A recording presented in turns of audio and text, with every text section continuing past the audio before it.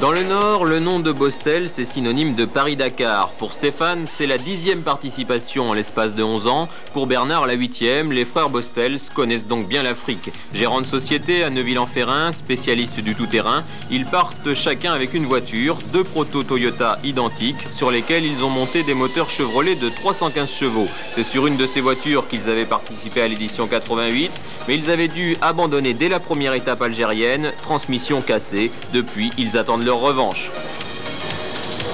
Pour assurer le résultat, on a dit vaut mieux partir avec 2 véhicules pour qu'il y en ait un au moins des 2 au bout. Donc on s'est attaché à faire 2 voitures. Bon, elles coûtent assez cher. C'est sûr qu'il manque encore, je sais pas, 50, 60, 70 000 francs à peu près pour dire de boucler. Bon, là, on va faire des économies de bout de ficelle.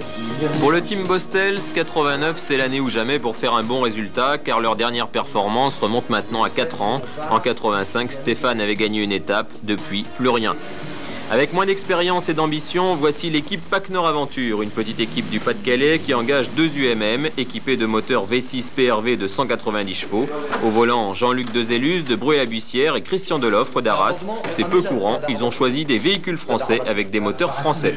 On ne connaît pas du tout ces véhicules, on les a eus il y a une quinzaine de jours, on commence à rouler avec. Avec celui-là, on a 2000 km, l'autre il a 2500 km.